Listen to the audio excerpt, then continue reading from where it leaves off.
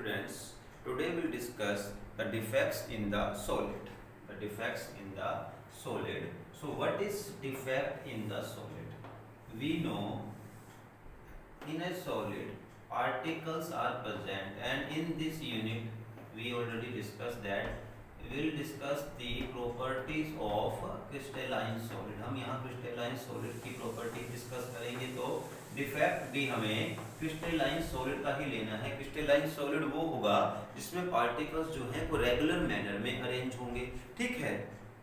तो अब सबसे पहले सॉलिड डिफेक्ट शो करता ही क्यों है, ठीक है ना। अब देखो, एक हाइपोथेटिकल टर्म है, एक्चुअल में टर्म हाइपोथेटिकल इसलिए है कि इसको एज्यूम किया गया है, ये होता नहीं है। आइडियल सॉलिड, जैसे देखो कोई भी चीज आइडियल नहीं होती। जस्ट वी कैन अज्यूम कि कोई पर्सन आइडियल तब होगा जब ये हो, उसके अंदर ये प्रॉपर्टी हो, वो प्रॉपर्टी हो, और कोई भी उसके अंदर डिफेक्ट ना हो, तो वो आइडियल है। ऐसे ही कोई भी सॉलिड आइडियल तभी होगा जब उसके पार्टिकल्स जहां हैं, जहां होने चाहिए, वो सबके सब पार्टिकल वहां हो, एक एक पार्टिकल। अब देखो 1 ग्राम सॉलिड के अंदर भी मिलियन बिलियंस ऑफ एटम्स होते हैं। अब और बहुत बड़ा सॉलिड है तो you can count the number of particle, उसमें से 1-2 पार्टिकल भी यहाँ वहां हो जाएं तो हम कहेंगे कि उस सॉलिड के अंदर डिफेक्ट आ गया है, then this solid is not ideal solid. So what is ideal solid? In which the arrangement of particle is in a fixed manner and all the particles are present at a particular position, they are not deviating from their position। जो उसकी position है वहां से बिल्कुल नहीं हटे हैं, अपनी नॉर्मल पोजीशन में हैं, तो वो तो हो गया आपका आइडियल सॉलिड। जैसे कि ये बनाया है, केवल आप पेपर पर ही बना सकते हो, इसको असली में नहीं होता है। अब होता क्या है, देखो मे बी ये जो एक एटम है ये इस स्पेस लैटिस से बाहर चला जाए, ना भी बाहर जाए, ये यहाँ से हट करके कहीं पर भी मान लो यहाँ पहुँच जाए या कहीं भी पहुँच जाए, क्योंकि देखो पता है हमें सॉलिड के अंदर कुछ स्पेस होता है। हम कर भी चुके हैं पैकिंग एफिशिएंसी वाले में कि मैक्सिमम जो है वो 74% होती है पैकिंग एफिशिएंसी। तो कितना मर्जी आप पार्टिकल्स को फिक्स कर लो, मतलब कि उसको क्लोजली पैक कर लो, कम से कम 26% तो स्पेस रहता ही है। तो उस स्पेस में पार्टिकल चला जाए तब भी डिफेक्ट आ गया। अब ये डिफेक्ट अराइज क्यों होता है और कब ये आइडियल? रखो, अब ये आइडियल एक हाइपोथेटिकल टर्म है, तो एक हाइपोथेटिकल कंडीशन से जुड़ा हुआ है। हाइपोथेटिकल मींस इमेजिनरी कंडीशन से जुड़ा हुआ है। वो इमेजिनरी कंडीशन क्या है? एब्सोल्यूट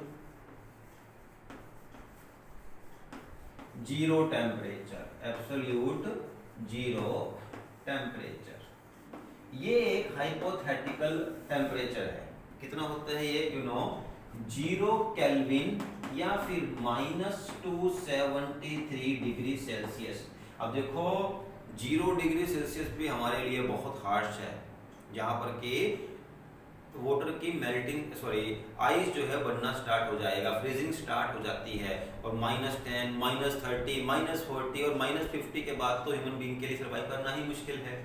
लेकिन एटम्स की कंडीशन इनसे अलग है।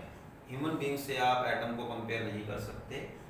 इवन -272 डिग्री सेल्सियस पर भी एटम्स के पास कुछ एनर्जी होती है। मींस जब तक टेम्परेचर 0 केल्विन का मतलब हो गया -273 डिग्री सेल्सियस, ये नहीं है एटम के पास एनर्जी रहेगी, इसका मतलब आइस के एटम्स के पास भी एनर्जी है। अब उस एनर्जी की वजह से ये पार्टिकल, जब एनर्जी होती है तो मूवमेंट होती है, पार्टिकल मूव करेगा, अपनी नॉर्मल पोजीशन से हट सकता है, और जितना ज्यादा आप इसको टेम्परेचर दोगे उतना डिफेक्ट बढ़ते चले जाएंगे। इतना टेम्परेचर बढ़ाओगे उतने डिफेक्ट बढ़ते चले जाएंगे।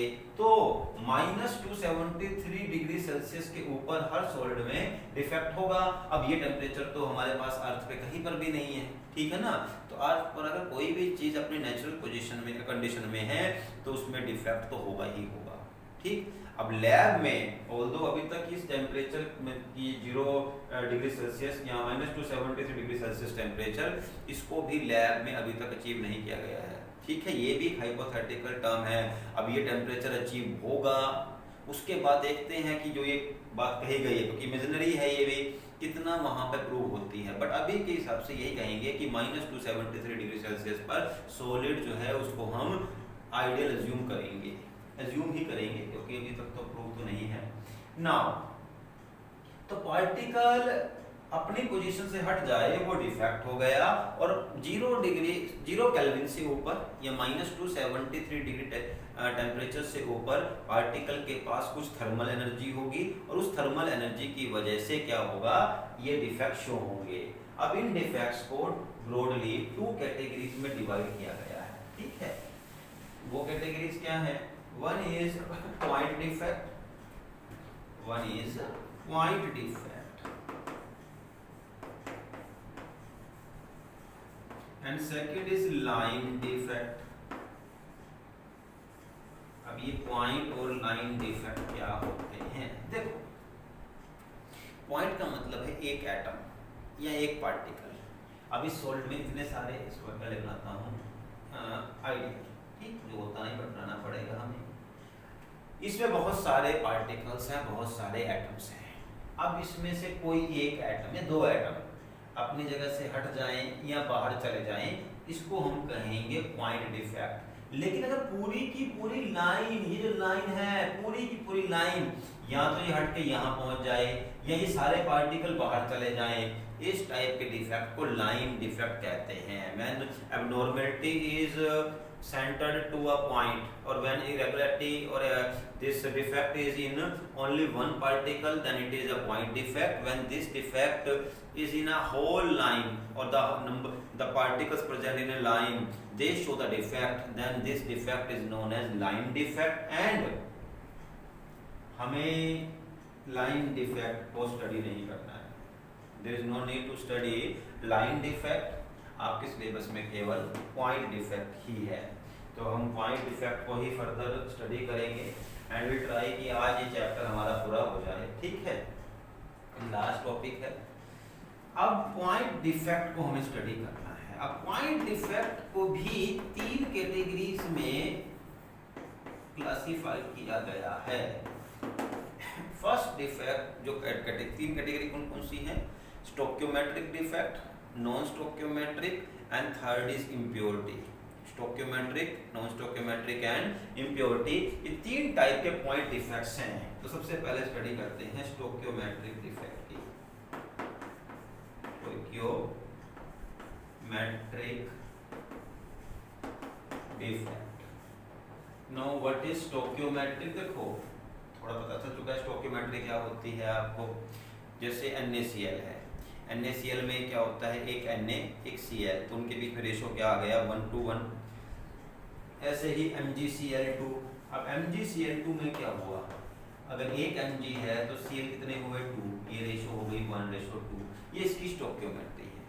अब स्टोक्योमेट्रिक डिफेक्ट में क्या होता है कि डिफेक्ट तो हो जाएगा, बेशक हो जाएगा, लेकिन सॉलिड की स्टोक्योमेट्री डिस्टर्ब नहीं होगी। There will be no change in the stoichiometry of the solid. It means there is no change in the ratio, not in the number can be change, but there is no change in the ratio of the cation and anion. Cation और anion का ratio fix रहेगा।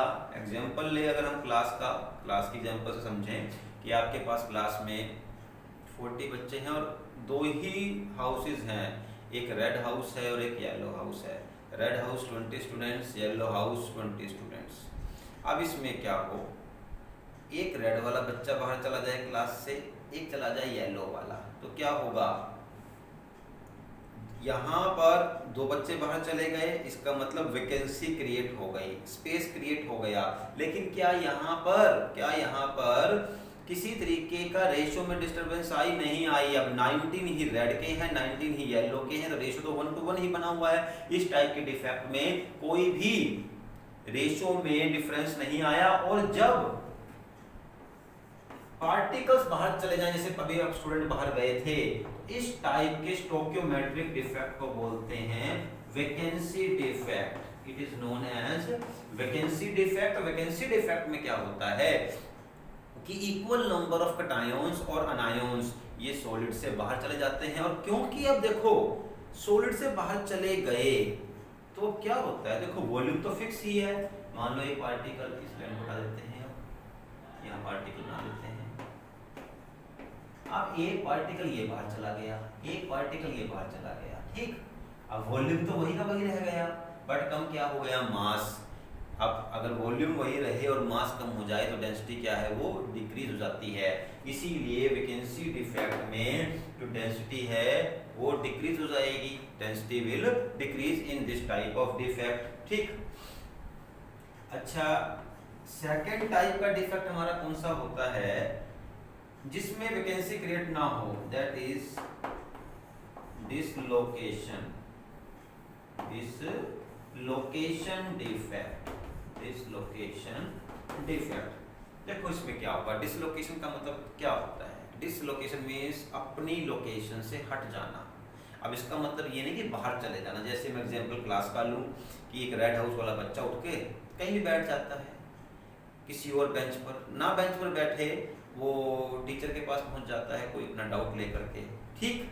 तो इसमें क्या हुआ, एक student अपनी normal position से हट गया। ऐसे ही सॉलिड के अंदर कोई भी कटायन अनायन, जैसे मान लो यहाँ पार्टिकल प्रेजेंट है, यहाँ भी प्रेजेंट है, सब पार्टिकल अपनी जगह प्रेजेंट है, बट एक पार्टिकल बाहर जाने की बजाय कहीं बीच में आ गया।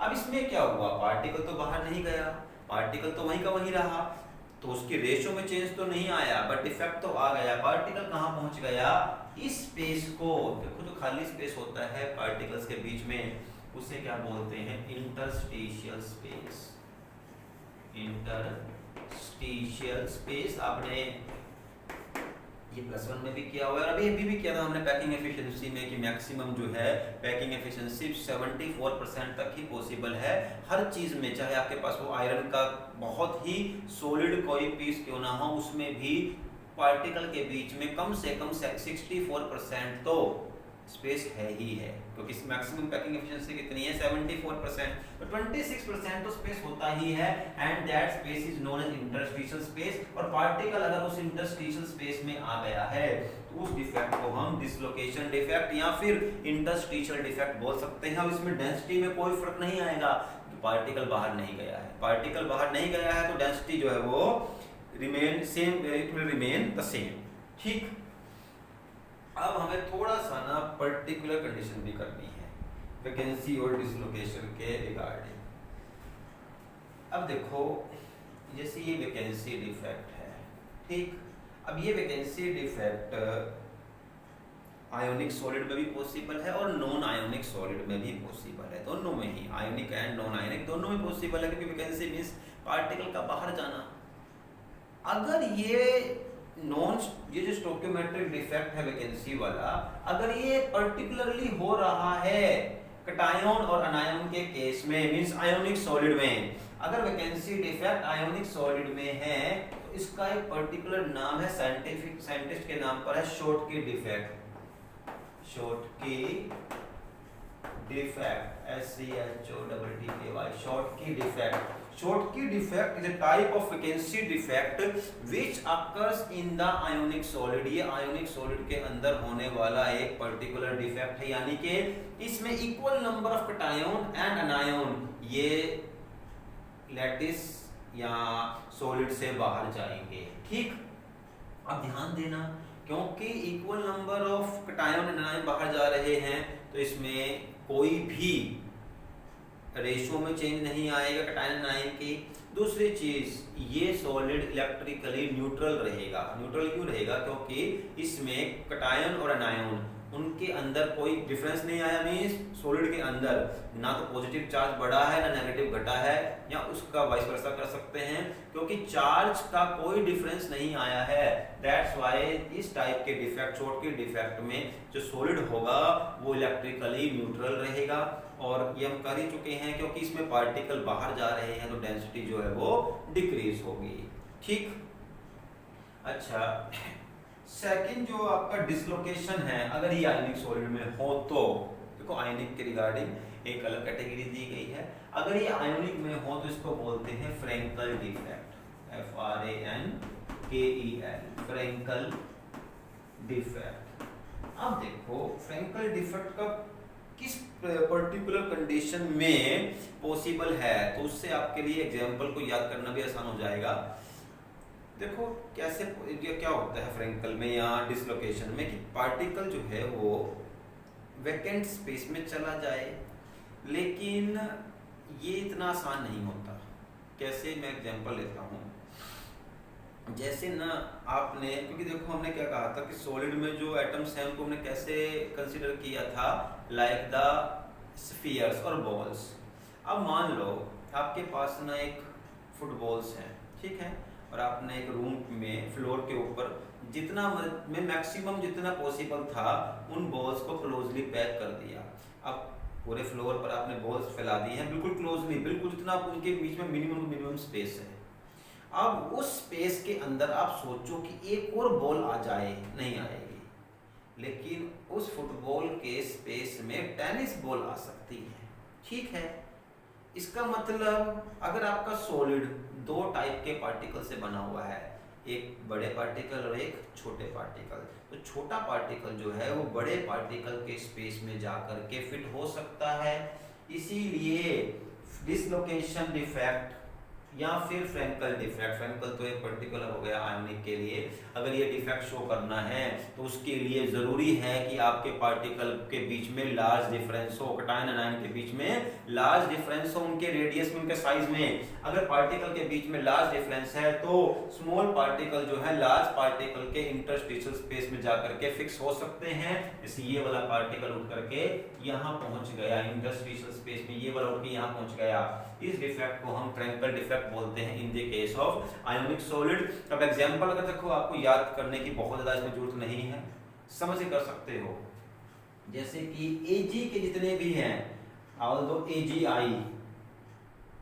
AgCl, AgBr, क्योंकि इसमें Ag का साइज काफी बड़ा है, ये शो करेगा आपका फ्रैंकल डिफेक्ट, ठीक है ना। तो जो आपके पास जिस मतलब कि मेनली बात यह है कि आपके पास यहाँ पर कैटायन एनायन के साइज में ह्यूज डिफरेंस होना जरूरी है, और सिल्वर वाले जितने भी हैलोजेंस हैं ये फ्रैंकल डिफेक्ट शो करते हैं। इसमें आपको क्रैम करने की जरूरत नहीं पड़ेगी क्योंकि इनके बीच में लार्ज डिस्टेंस है साइज का। क्योंकि अगर इस पे क्वेश्चन भी है एनसीईआरटी की why this large distance difference in the size is required, because a small particle will fit easily in the interstitial space of the large atoms, ठीक। तो ये तो हो गया आपके पास एक पॉइंट डिफेक्ट जो कि स्टोक्योमेट्री से हुआ। एक वैकेंसी है, वैकेंसी जो है उसमें कोई मतलब कि एक तो डेंसिटी डिक्रीज आ जाएगी, लेकिन ये इलेक्ट्रिकली न्यूट्रल रहेगा, और आयनिक केस में है तो शॉर्ट की बोलेंगे। फ्रैंकल मतलब डिसलोकेशन जो है उसमें पार्टिकल अपनी नॉर्मल पोजीशन से हटेगा लेकिन बाहर नहीं जाएगा, और आयोनिक सॉलिड के केस में इसको हम फ्रैंकल के नाम से बोलेंगे, और इसमें पार्टिकल के बीच में उनके साइज में डिफरेंस का होना जरूरी है, ठीक। तो ये तो आपका एक स्टोक्योमेट्रिक डिफेक्ट हुआ क्योंकि इसमें पॉजिटिव और नेगेटिव के रेशियो में कोई डिफरेंस नहीं आया। बट अब डिस्कस करना है हमें नॉन स्टोक्योमेट्रिक ऑल्सो।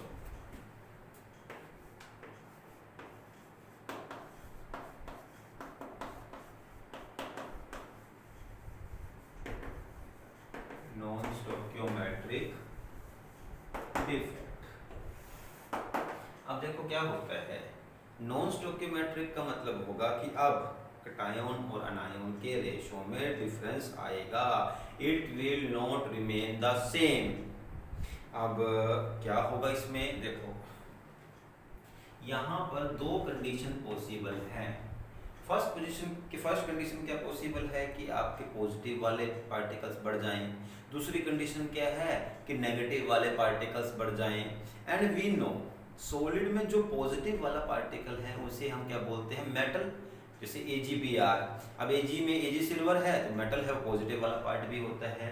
इसीलिए हमने नॉन स्टोक्योमेट्रिक डिफेक्ट को टू कैटेगरीज में डिवाइड किया गया है। First is metal access defect, metal access defect. अब मेटल एक्सेस डिफेक्ट का मतलब है कि उस टाइप का डिफेक्ट जिसमें पॉजिटिव वाले पार्टिकल यानी कि कैटायंस बढ़ जाएं और एनायन कम हो जाए। अब यहाँ दो कंडीशन है, दोनों को ही डिस्कस करेंगे। फर्स्ट कंडीशन क्या हो अनायन की वैकेंसी हो, अनायन की वैकेंसी हो जाए, मींस नेगेटिव वाले बाहर चले जाएं तो अपने आप ही पॉजिटिव बढ़ जाएंगे। पहले मान लो 20 पॉजिटिव 20 नेगेटिव, एक नेगेटिव बाहर चला गया तो क्या हो गया, नेगेटिव के बाहर जाने से पॉजिटिव बढ़ गया। पॉजिटिव ऑल्दो ऐड नहीं हुआ है बट उसका नंबर बढ़ गया कंपैरिजन में। और दूसरा केस देखो, ये तो एक तो हो गया आपके पास अनायन वैकेंसी। दूसरा क्या हो सकता है कि आपके पास कैटायन एक्सेस हो जाए, कैटायन की एक्सेस हो जाए। वो कैसे होगा, दोनों को ही हम अब एग्जाम्पल की हेल्प से करेंगे, क्योंकि इसमें जो एग्जाम्पल है इसके बेसिस पर भी क्वेश्चन पूछ जाते हैं। ठीक, तो सबसे पहले हम करते हैं अनायन वैकेंसी डिफेक्ट। अनायन वैकेंसी डिफेक्ट, या इसको बोलते हैं अनायोनिक वैकेंसी। ठीक, क्या होगा इस टाइप के डिफेक्ट में, देखो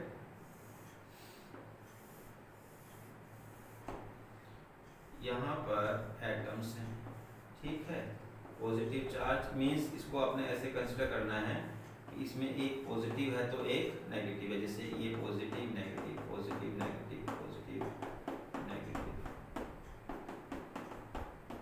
ठीक, अब क्या होता है इस डिफेक्ट में, और तो मैं उसको एग्जांपल की हेल्प से और क्लियर करूंगा, अभी सिंपल में समझ लो।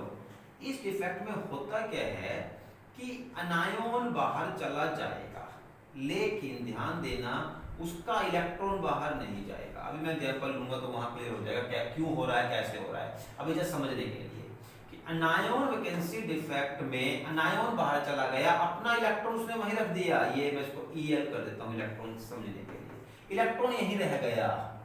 अब अनायन बाहर चला गया, इसका मतलब अनायन कम हो गए तो कैटायन का नंबर बढ़ गया। तो ये क्या सी वैकेंसी हुई, अनायनिक वैकेंसी। अब क्योंकि जरा ध्यान देना, नेगेटिव चार्ज तो किसकी वजह से था, इलेक्ट्रॉन की वजह से, और वो इलेक्ट्रॉन तो यहीं पे रह गया। इससे ये सॉलिड है ये कैसा रहेगा, इलेक्ट्रिकली न्यूट्रल, क्योंकि इसमें वो जो चार्ज है उसमें कोई डिफरेंस नहीं आया, क्योंकि इलेक्ट्रॉन तो वहीं रह गया, अनायन बाहर गया है बट अपना इलेक्ट्रॉन वहीं छोड़कर चला गया। ठीक, और इस डिफेक्ट में दिख रहा है आपको कि डेंसिटी तो कम होगी ही होगी। अब जो अनायन ने अपना इलेक्ट्रॉन यहां पर छोड़ दिया है, इसको हम बोलते हैं, बहुत जरूरी है ये, एफ सेंटर।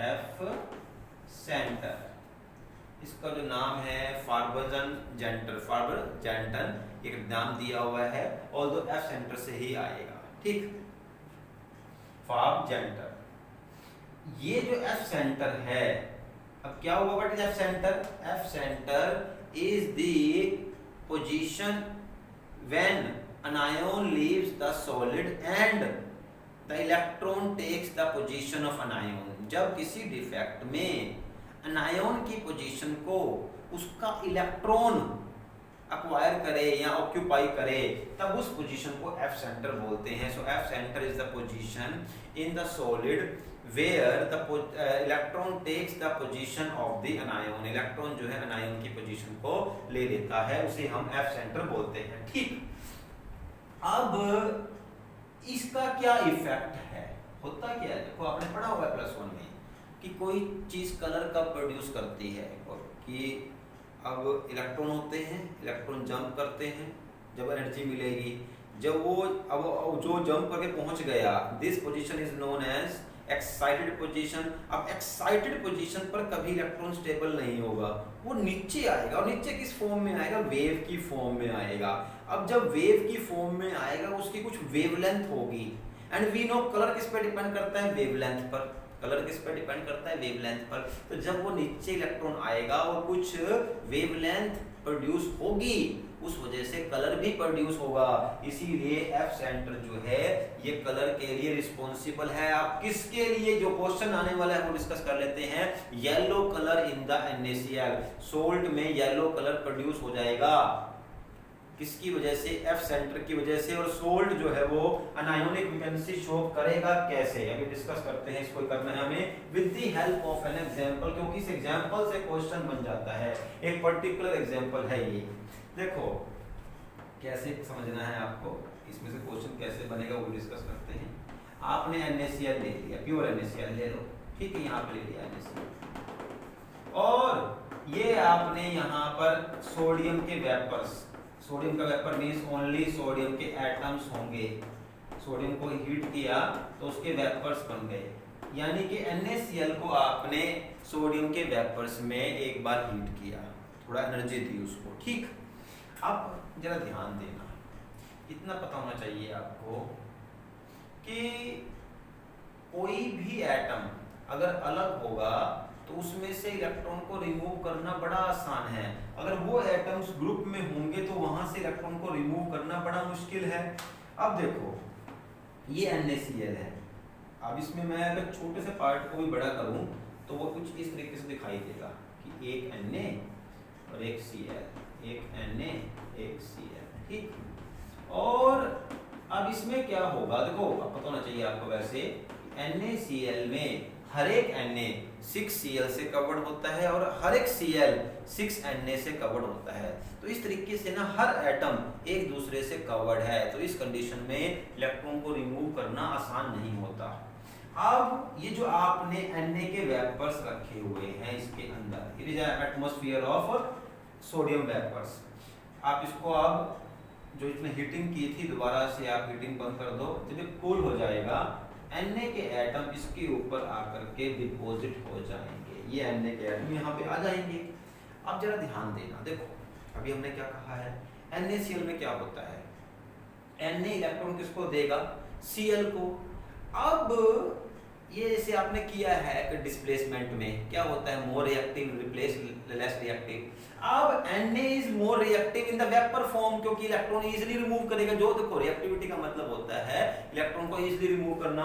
अब ये सोडियम इजीली इलेक्ट्रॉन को रिमूव कर सकता है, तो ये Cl क्या करेगा, अपना इलेक्ट्रॉन यहीं छोड़ जाएगा, it will not take this electron with it, ये इलेक्ट्रॉन यहीं छोड़ करके Cl बाहर पहुंच जाएगा, वो इलेक्ट्रॉन इस सोडियम से ले लेगा, क्योंकि इस सोडियम से इलेक्ट्रॉन को लेना आसान है, वेपर की फॉर्म में है, बहुत कम एंथैल्पी ऑफ आयनाइजेशन है, बहुत इजीली इलेक्ट्रॉन ले सकता है वेरी लेस एनर्जी में।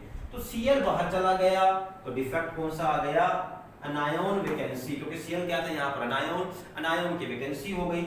अच्छा लेकिन इलेक्ट्रॉन यही रह गया, the electron occupied the position that was vacant by the अनायन, जो पोजीशन अनायन ने वैकेंट की थी वो इलेक्ट्रॉन ने ले ली, और इस पोजीशन को क्या बोलते हैं, एफ सेंटर। और ये एफ सेंटर NaCl के लिए येलो कलर के लिए रिस्पॉन्सिबल है, पता होना चाहिए आपको। इसके अलावा KCl, LiCl, इसमें भी क्वेश्चन आया अगर कि what is the reason for the colouration in these, तो उसका रीजन आएगा the F centre due to the presence of electron at the site of the anionic vacancy, ठीक। तो यहाँ पर ये हमारा अनायन वैकेंसी डिफेक्ट हो गया, जो कि सोडियम शो करेगा, और आपको इसको थोड़ा ध्यान से करना है, क्योंकि थोड़ा सा इसमें कहीं ना रिमेम्बरिंग वाला पॉइंट आ जाता है, ऑल्दो समझना भी जरूरी है बट रिमेम्बर करना भी है आपको, तो वो उसमें आपको थोड़ा एक दो बार पढ़ना पड़ेगा, ठीक है। अच्छा अब मेटल एक्सेस में एक तो वैकेंसी बाहर चली जाए, चलो हो गया था। सेकंड क्या है, कैटायन एक्सेस भी पॉसिबल है, कैटायन एक्सेस डिफेक्ट भी पॉसिबल होता है।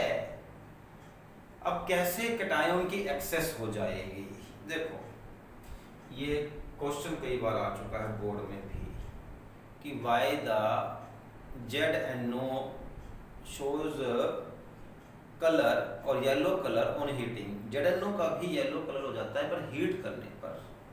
अब वैसे जो ZNO है जिंक ऑक्साइड, इसका कलर होता है white, the colour of ZNO is white in its usual form, usually इसका कलर वाइट है ZNO का, बट हीट करने पर ये येलो कलर का क्यों हो जाता है। तो देखो ZNO को मैं बनाऊं तो कुछ ऐसे बनेगा, ZNO, ठीक। अब होता क्या है, आप आपको शो करना है तो आप यहाँ पे रिएक्शन शो कर सकते हो वहाँ क्वेश्चन के लिए। ZnO को जब हीट करेंगे तो बॉन्ड टूट जाएगा जिंक का और ऑक्सीजन का, और होगा क्या, ये जिंक टूट जाएगा Zn2 पॉजिटिव में, और ऑक्सीजन इसको 1/2 O2 कर दोगे, और साथ में क्या है इलेक्ट्रॉन भी बाहर चले जाएंगे। अब ऑक्सीजन क्या है, गैस, यानी कि यहाँ से ऑक्सीजन बाहर चली जाएगी, ऑक्सीजन बाहर चली गई, और जिंक किस में कन्वर्ट हो गया, Zn2 पॉजिटिव में। तो किसकी एक्सेस हो गई, जिंक 2 पॉजिटिव आयन की, इसलिए इसे बोलते हैं हम कैटायन एक्सेस डिफेक्ट। इसमें कैटायन की एक्सेस हो गई है क्योंकि जो ऑक्सीजन है हीट करने पर वो बाहर चली गई और साथ में इलेक्ट्रॉन भी ले गई। अब यहाँ पर जो इलेक्ट्रॉन है इनकी वजह से ही आपकी जब ये जो इलेक्ट्रॉन यहाँ पर हैं इसकी वजह से ही ये येलो कलर शो करता है, ठीक है। सो क्वेश्चन ये इसमें बाकी की तरह डिटेल में नहीं आएंगी, बट वो पूछ सकते हैं कि why upon heating the ZnO shows yellow color, then you will write due to the presence of the electron the ZnO shows yellow color on the heating, because by absorbing the energy the electron will jump to the high excited state, high energy level, and when it comes back it emit the color। Electron जो energy लेके ऊपर जाएगा जब नीचे आएगा तो colour को produce करेगा, यहाँ कलर के लिए रिस्पॉन्सिबल होगा। तो ये हुआ आपका कैटायन एक्सेस डिफेक्ट। अब इसके बाद आपका स्टोक्योमेट्रिक तो पूरा हो गया। मेन वैसे सबसे ज्यादा आपका इसमें स्टोक्योमेट्रिक ही इंपॉर्टेंट है। अब अगर बात करें, सॉरी ये नॉन स्टोक्योमेट्रिक मैंने गलत ले लिया, नॉन स्टोक्योमेट्रिक हमारा हो रहा है। नॉन स्टोक्योमेट्रिक में एक तो आपका मेटल एक्सेस में कहना चाह रहा था यहाँ पर कि मेटल एक्सेस जो है वो इम्पोर्टेंट है, तो मेटल एक्सेस तो हो गया। अब इसके बाद नॉन स्टोक्योमेट्रिक में ही मेटल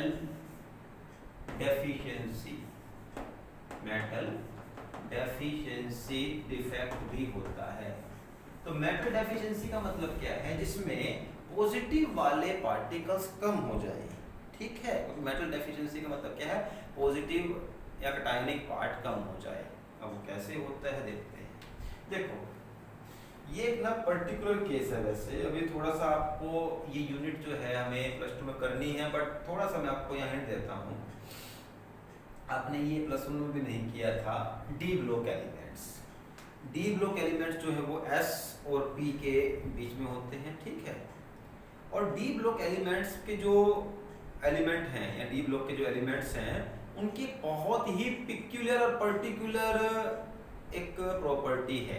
वो क्या होती है कि दे show variable oxidation state. Variable means देखो जैसे कॉपर है ना, कॉपर 2 पॉजिटिव भी होता है और कॉपर पॉजिटिव भी होता है, ऐसे ही Fe2 पॉजिटिव भी होता है और Fe3 पॉजिटिव भी होता है, दोनों होते हैं। जैसे देखो अगर FeO बनाया तो वो लेगा 2 इलेक्ट्रॉन, इस पर 2 चार्ज है। अगर आपने Fe2O3 बनाया, देखो भाई ऑक्सीजन 3 इलेक्ट्रॉन, 3 ऑक्सीजन है, 6 इलेक्ट्रॉन लेंगे तो एक आयरन देगा 3, यहाँ +3 ऑक्सीडेशन स्टेट है। तो ऑक्सीजन और होता है, ये नॉर्मल कंडीशन है। इसका रीजन क्या है, क्यों शो करता है, ये तो उस यूनिट में ही पता करेंगे हम। ये वो यूनिट आपकी जो है नेक्स्ट यूनिट करने के बाद आएगी, पी ब्लॉक के बाद वो नेक्स्ट यूनिट ही आएगी, वहीं डिस्कस करेंगे कि ये वेरिएबल ऑक्सीडेशन स्टेट क्यों शो करता है। इसका इस यूनिट से कोई लिंक नहीं है, अदरवाइज ये बड़ा टॉपिक है अपने आप में। बट इतना पता होना चाहिए कि कॉपर, आयरन, जिंक ये सब ट्रांजिशन मेटल है जो बीच में जो ग्रुप बनाया हुआ है टेबल में, और ये वेरिएबल ऑक्सीडेशन स्टेट शो करते हैं।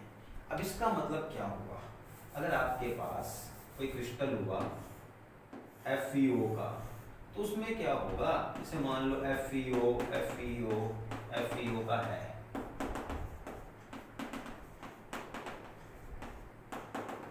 FeO ठीक। अब इसमें क्या होता है, मींस नेचुरली है, ये डिफेक्ट है तो नेचुरली इतने आप ही होगा।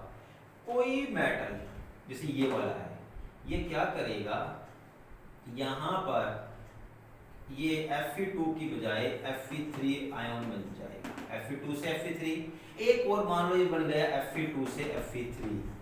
अब इसमें क्या हुआ, 2 पॉजिटिव चार्ज एक्स्ट्रा हो गया उस चीज को न्यूट्रलाइज करने के लिए अब देखो इसमें क्या है, F = पॉजिटिव, O = नेगेटिव। अब ये Fe2 Fe3 में कन्वर्ट हो गया, ये Fe2 भी Fe3 में कन्वर्ट हो गया, तो कुल मिला कितना चार्ज बढ़ गया, 2 पॉजिटिव। तो यहां से Fe2 पॉजिटिव गायब हो जाएगा, बाहर चला जाएगा, ठीक। ऑल्दो ये इलेक्ट्रिकली न्यूट्रल है, चार्ज में कोई फर्क नहीं आया कि एक Fe2 पॉजिटिव बाहर गया तो दो Fe2 पॉजिटिव ने अपने चार्ज को बढ़ा करके Fe3 बना दिया। तो यहाँ पर किस चीज की डेफिशिएंसी हो गई, पॉजिटिव चार्ज मेटल की। इस टाइप के डिफेक्ट को हम बोलते हैं मेटल डेफिशिएंसी डिफेक्ट, ठीक है। और ये ट्रांजिशन एलिमेंट्स ही शो करते हैं because they have variable oxidation state. ये क्वेश्चन बन सकता है आपका। और लास्ट टाइप का डिफेक्ट है, इसके साथ ही आपका चैप्टर खत्म हो जाएगा। This defect is known as impurity defect।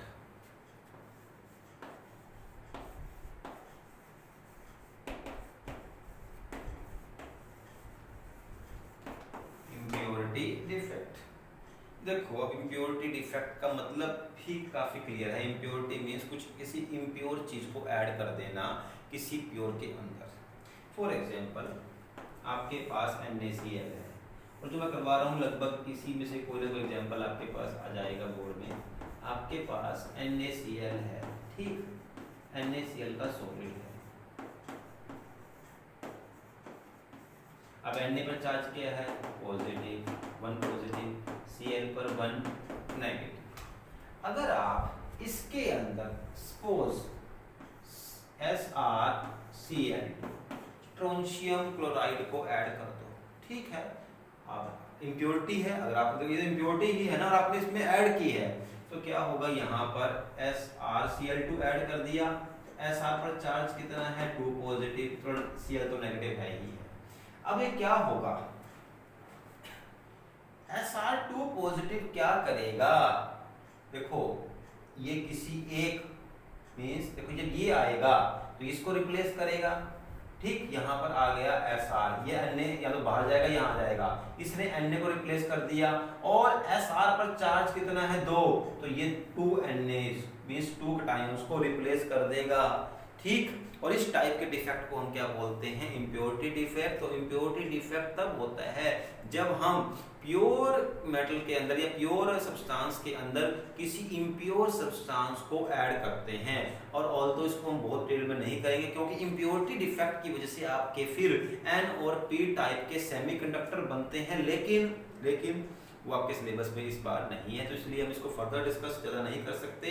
इसमें इतना ही रहेगा कि इम्प्योरिटी डिफेक्ट तब होगा जब आप प्योर सॉलिड में कुछ इम्प्योर सॉलिड को ऐड करोगे, उसकी वजह से वहां पर कटायनिक या अनायनिक वैकेंसीज क्रिएट हो जाती हैं, ठीक है। जैसे यहाँ पर क्या होगा, अगर एक Sr आया स्ट्रोंशियम, अब स्ट्रोंशियम पे 2 पॉजिटिव चार्ज है, तो ये 2 Na को जहाँ पे आया एक के अलावा और 2 Na को रिप्लेस कर देगा, तो उसकी जगह पे वहाँ वैकेंसी क्रिएट हो जाएगी। और इस टाइप के डिफेक्ट को हम बोलते हैं इम्प्योरिटी डिफेक्ट, ठीक। तो ये हमारा आज यहाँ पर सॉलिड स्टेट खत्म हो गया है। इसके बाद आपको मैं टेस्ट के लिए इन्फॉर्म करूंगा and be ready for the test. After that means with this chapter now again means पहले भी हुआ था हमारा कि फिजिकल केमिस्ट्री पूरी हो गई थी, बट फिर सॉलिड स्टेट ऐड हो गया है, उसे किया हमने। और हमने एक इनऑर्गेनिक का टेस्ट चैप्टर भी कर लिया था वैसे तो, मेटलर्जी वाला, and that is now out of syllabus. तो अगेन दोबारा से या फिर इनऑर्गेनिक केमिस्ट्री ही स्टार्ट करेंगे, पी ब्लॉक एलिमेंट्स, और बहुत बड़ा चैप्टर है वो, उस पर ज़रा ध्यान देना है आपको। Okay, now thank you.